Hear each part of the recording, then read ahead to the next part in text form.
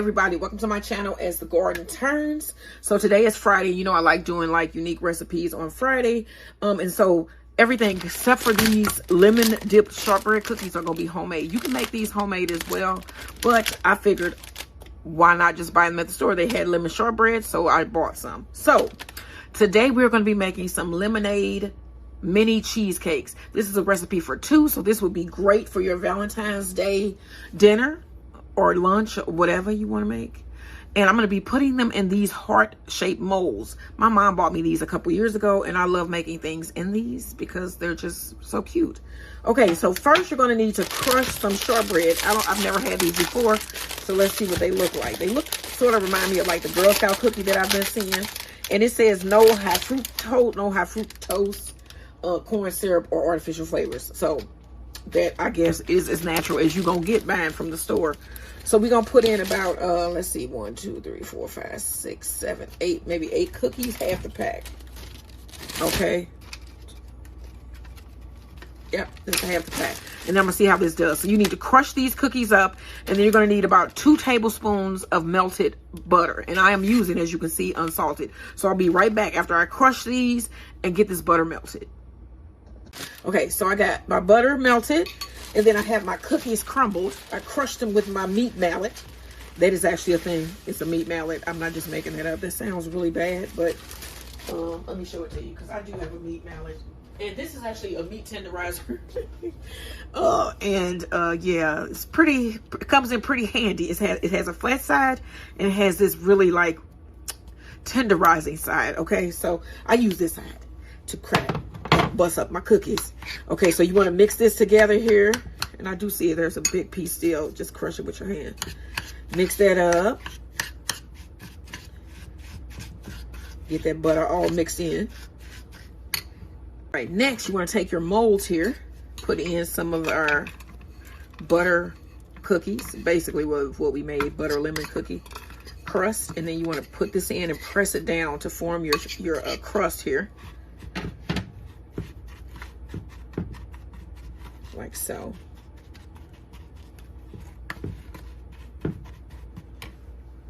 All right, so you're going to need the zest of 1 lemon. Let me see here. So I'm going to get this all zested.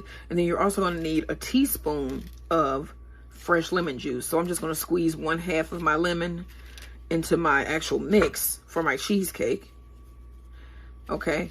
And then one thing that you can do to get the most juice from your lemon is you basically take it and then you put it in the palm of your hand and roll it. And it'll get you the most juice that you could possibly get. So we're going to be using a bunch of lemons this week in our recipes. And so tomorrow we're going to be doing a date night in Turkey.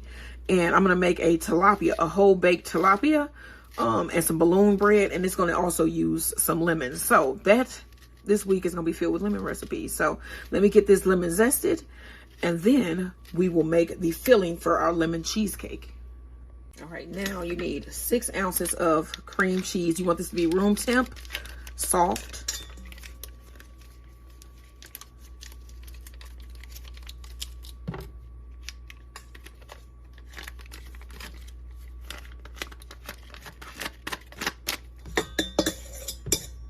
Okay, you need 1/4 plus 2 tablespoons of sugar. Here's our 1/4. 2 tablespoons. And then you need 1 egg. We're going to mix this all together. And then we're going to add our lemon juice and lemon zest.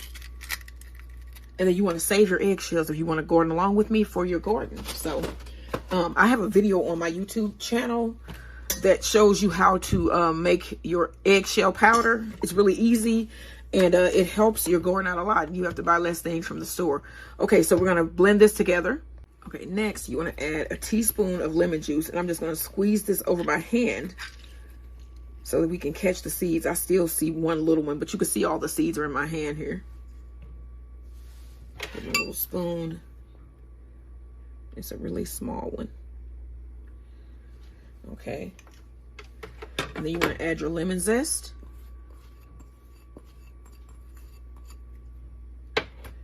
All right, and then you want to blend this together. Okay, now last you want to add 1 teaspoon of vanilla And then we're going to mix this together well. And then we're going to put this in our crust.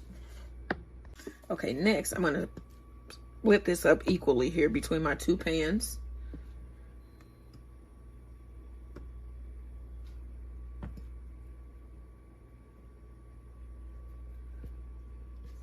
And this is perfect. It's perfect. Okay, so I have my oven preheated to 350 degrees. And then you want to put a little pan of water in your oven as well. And let that steam up your oven really nicely before we put in our cheesecakes. And then these are going to go in our oven at 350 for about 45 minutes. And you will see these when these come out. All right, y'all, here are our finished lemonade cheesecakes. So I'm going to let these cool a little bit more. I mean, you know, I can touch them now. But once they cool, we're going to pop these out of the mold. And then I'm going to serve this with some whipped cream and a little bit of shaved lemon zest. So this is what we're going to be having for dessert tonight. All right, let's get these cakes out. I saw it was cracking there.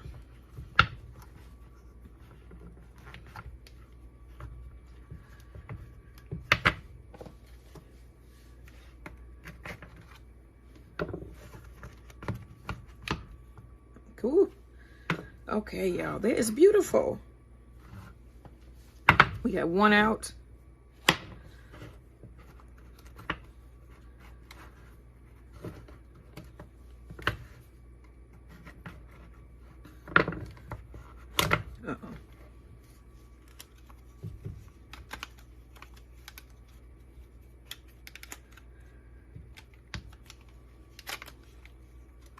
And two. I think I got it. Wait just a second. Okay, I got these two out.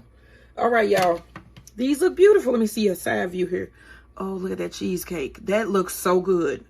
I know that my husband is gonna love this, and I know I am too. Cheesecake is one of my favorite recipes to make and favorite desserts to eat. Okay, so I'm gonna get these all the way out of these molds because we still just gotta break the little seal here on the bottom. You see, that's easy. Free up our cakes, and then I'm gonna serve this. That crust is delicious with some whipped cream and lemon zest.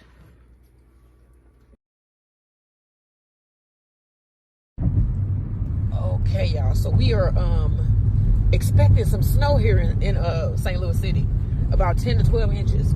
But we are on our way to visit our son today. If you didn't know, he actually is a resident of East St. Louis now. Yes.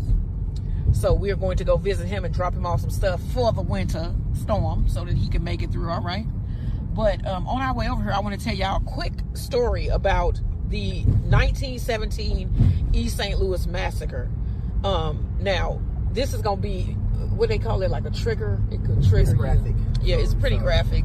Viewer discretion advised. Viewers discretion advised. To violence and things like that. Yeah, you probably don't want to hear the story. But it's a story that you should know and that you should, you should listen to. Let me just say that. Okay, so the 1917 East St. Louis massacre was the deadliest outbreak of labor and racial violence in American history. That's telling you something, right? It was not a two-sided fight, but the coordinated ethnic cleansing of black residents from the city. Okay, so during World War I, East St. Louis was a booming industrial hub. And between 1916 and 1917, about 12,000 African Americans moved to St. Louis or East St. Louis from the South to find work. And in the spring of 1917, white workers at the Aluminum Ore Company, which is located on the eastern edge of East St. Louis, well, it was located on there on 400 acres of land. So it was located between Louisiana and Lake on the north, Missouri Avenue on the south, Alton and Southern rail tracks on the east, and 29th Street on the west. So it was a huge aluminum ore factory that sat there back in the day. Now, white workers went on strike, and the company started to hire black workers, which was a common practice back in the day. So the companies would refuse to give these people raises, and then the workers would go on strike. And since black people couldn't find employment any other way, they would actually cross the picket lines and find employment that way, because you still had to feed your family. You know what I'm saying? Okay, so in order for you to kind of understand the word scab, they started using the word scab to demean these black workers. And so they would be like, well, the scabs are crossing the picket line.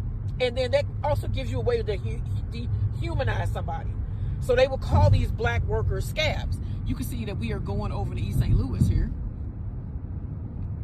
Okay, I'm going to pick back up on the story and tell you what scab actually means when I come back.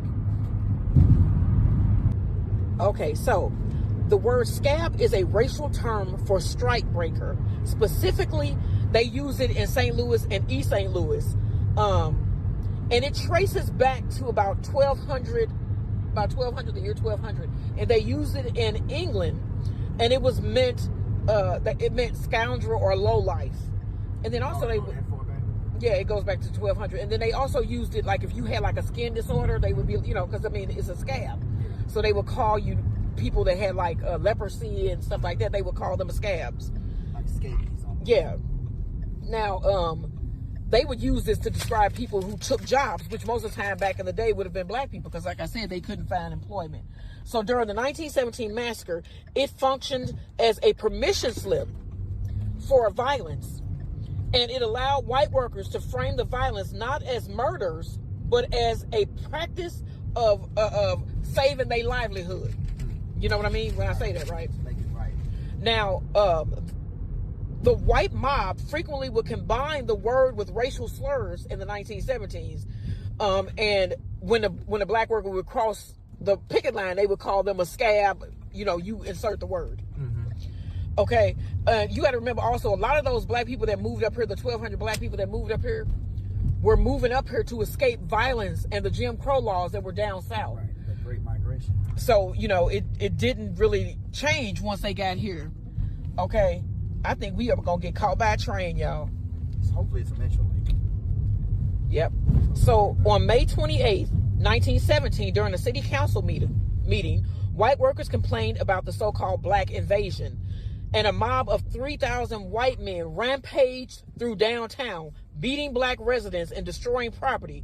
No lives were taken at that time, but a fuse had been lit. And it was a lot of injured workers, you know. And black people that was just standing on the sidewalk, just minding their own business. They just came through raging and attacking people. All right, and then I'm going to pick up and let y'all know what happened next. Okay, so picking back up on the story, as you can see, it's nighttime now. And what street are we on? State Street. We on State Street. My son is in the car. You want to say hi, babe? Hey, how you doing?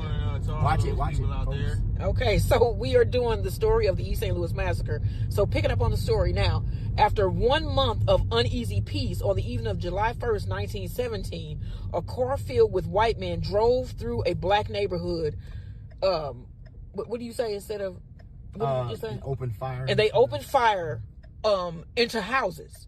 Okay, so the black men in the community were on alert, and so they basically went to like a church that was located on the corner, and they waited there, and they were watching to see if these people were going to come back. So a second car approached, and it looked just like the first car that approached, and so the men opened fire on this car, and this just happened to be a car that had 2 detectives in it, and those 2 detectives were wounded, and they both ended up dying from the wounds. Now, the next morning, the police department, the East St. Louis Police Department, took the car with the gunshots in it, you know, the holes in the car, and they parked it on the East St. Louis Police Department front lawn so that the white people in the community could see it and get angry. And it worked.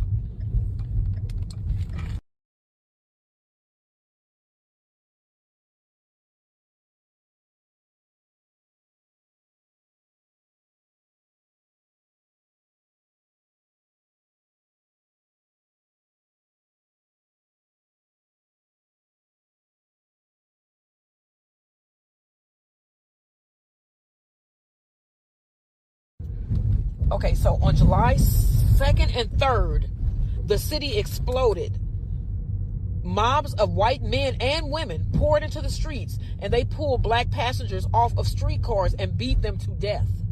They burned neighborhoods, targeting over 300 houses. Witnesses reported seeing white rioters set homes on fire and then fire at families as they tried to run out of the flames. Even members of the East St. Louis Police Department and the Illinois National Guard were they were deployed, the National Guard were deployed, and they were supposed to be helping, but they even joined in the violence and actually assaulted black residents.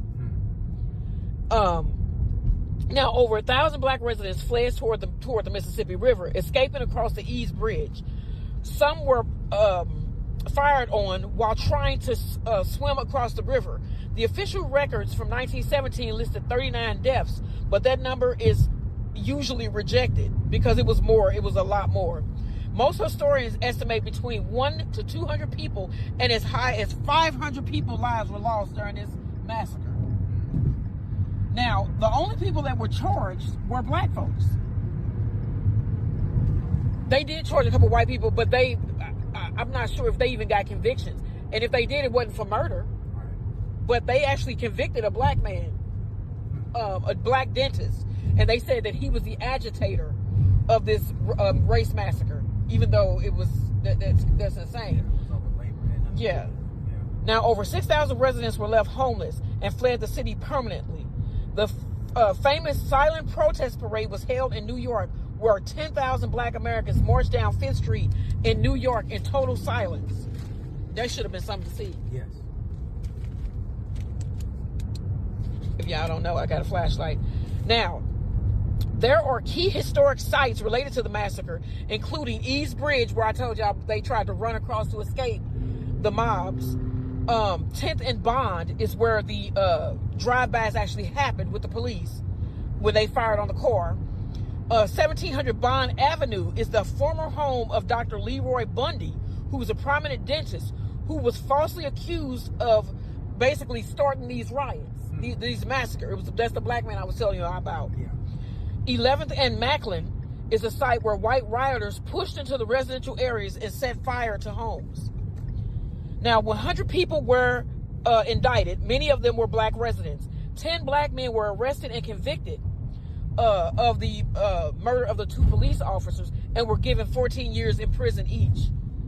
Leroy Bundy, who was the guy that I was telling you about, was convicted of being the mastermind behind the black uprising and was given a life sentence. A life sentence in prison. The dentist. Wow. Now, that life sentence was later overturned in the courts and he was released. But I mean, come on. Wow. Now, while dozens of white men were arrested, only 20 received prison sentences. And like I said, those prison sentences were not, for murder. It was for like inciting a riot. Right. And then that let people know that,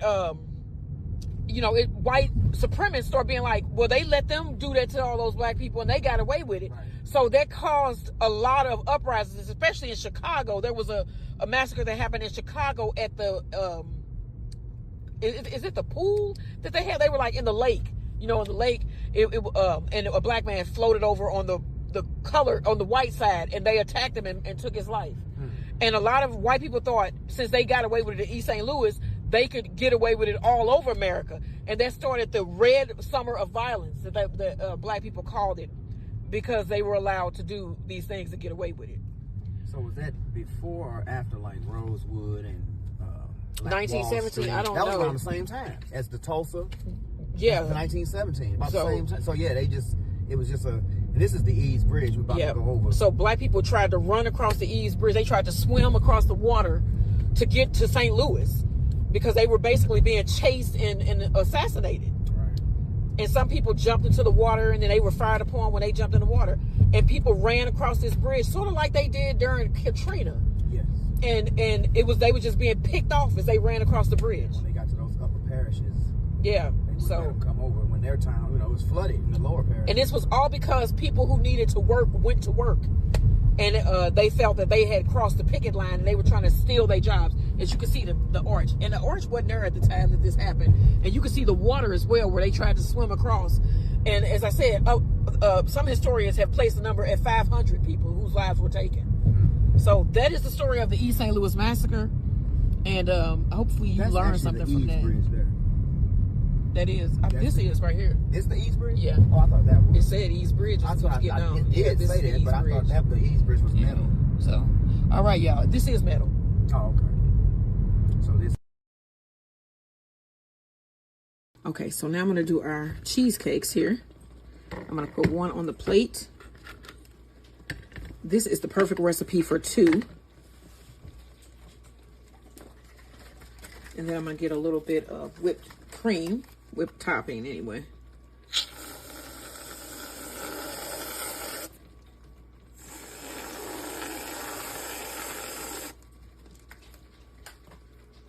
All right, and then I'm gonna take a little bit of fresh lemon zest.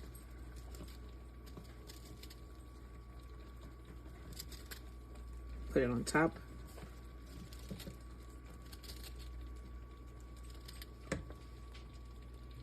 All right, y'all, and here are our finished. Hey, babe, you want to come try some of this? Lemon cheesecakes. I'm going to see if my husband wants to try a little bit on camera.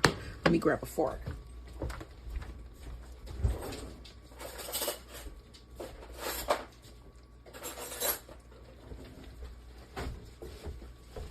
All right, here he is. He's going to try it.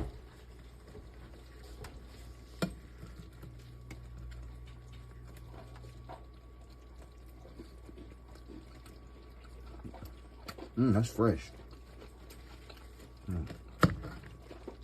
Lemony and tangy. What you give it? As far as cheesecakes, it tastes like almost like a cheesecake, lemony, and a gooey butter cake. Ooh. I give it a 10. Okay. All right, y'all. So you want to try that recipe? It's for 2. Great Valentine's Day recipe, and it's just a great dessert recipe overall. All right, y'all. Don't forget, like, share, subscribe, and follow.